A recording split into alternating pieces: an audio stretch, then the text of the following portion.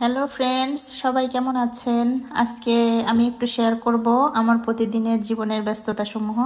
তো ভিডিওর মধ্যে আজকে কিছু গুরুত্বপূর্ণ টিপস থাকবে, অবশ্যই আপনারা দেখবেন। তো আমি সকালে উঠে একটু প্রকৃতি দেখে নিলাম। প্রকৃতি দেখলে আমার মনটা ফ্রেশ হয়ে যায়। তারপর সকালে রান্নাটা করে ফেললাম। সকালে একটু ভাজি করলাম। তারপর বাসায় আজকে একটু মেহমান আসার কথা আছে বিকেলের দিকে, যেহেতু একটু বাইরে বের হব, সেজন্য সকালে একটু বেগুন ভাজি করলাম। তারপর আমি আরও কয়েকটা আইটেম রান্না করব। তারপর রান্না শেষ হলে আমি আজকে বাইরে বের হব একটু। তো বেগুন ভাজি রান্না করলাম।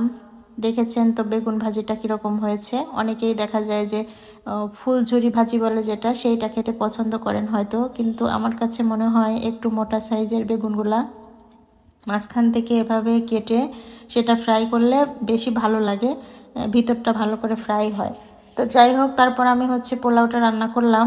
পোলাও রান্না করা শেষ হলে আমি এটা একেবারে পারফেক্টভাবে রেডি করে রেখেছি, যেন বাইরে থেকে ফিরতে লেট হলেও মেহমান আসলে পরে দ্রুত খাবার দিতে পারি। তো তারপর আমি এই যে সকালের নাস্তাটা করলাম, কারণ আমি সকালে একটু ডায়েট করি, সকালে ভারী খাবারটা খুবই কম খাই। তো আমি সকালের নাস্তাটা করছি এখন, ভাজির সঙ্গে পরোটা ভাজি নাস্তাটা শেষ করে তারপর আমি বাইরে বের হয়েছি। তো গিয়েছিলাম ইংলিশ মিডিয়াম স্কুলে। তো সেখানে আমাদের একজন ছোট ভাই আছেন, উনি খুবই ভালো একটি নাস্তা তৈরি করে সবার জন্যই। ওইখানে দেখা যাচ্ছে যে ভেলপুরি বলে যেটাকে, ভেলপুরি। তো এটা আসলে অনেক জনপ্রিয় একটি খাবার হয়ে উঠেছে ইংলিশ মিডিয়াম স্কুলের স্টুডেন্ট এবং গার্জিয়ান সবার জন্যই।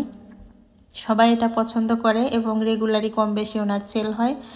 তো এইটা আমিও আজকে নিলাম, একটু খেয়ে নিলাম। এইটা দেখতেই পাচ্ছেন, বাচ্চারা সবাই এটার জন্য অপেক্ষা করছে। উনি তৈরি করছে, ওনার এই খাবারটা সুস্বাদু এবং মজাদার, পরিবেশনটাও মাশাআল্লাহ ভালো।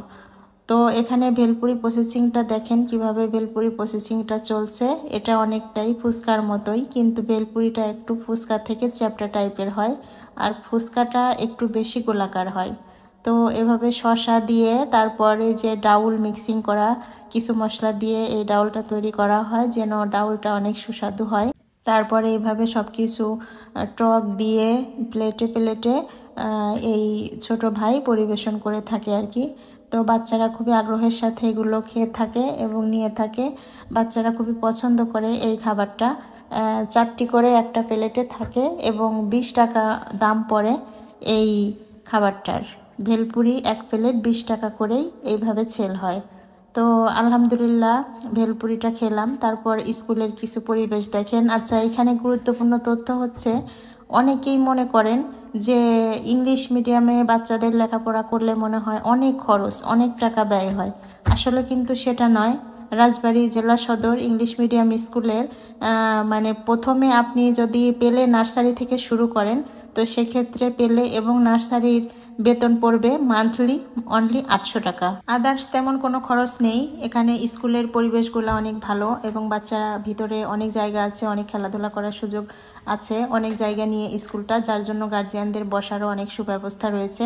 অন্যান্য কিছু স্কুলে দেখবেন গেটের সামনে দাঁড়িয়ে থাকতে হয়, বসার জন্য সুব্যবস্থা নেই। তো ইংলিশ মিডিয়াম স্কুলে কিন্তু এই ফ্যাসিলিটিটা খুবই ভালো, যে বসার জন্য খুবই সুন্দর ব্যবস্থা রয়েছে গার্জিয়ানদের।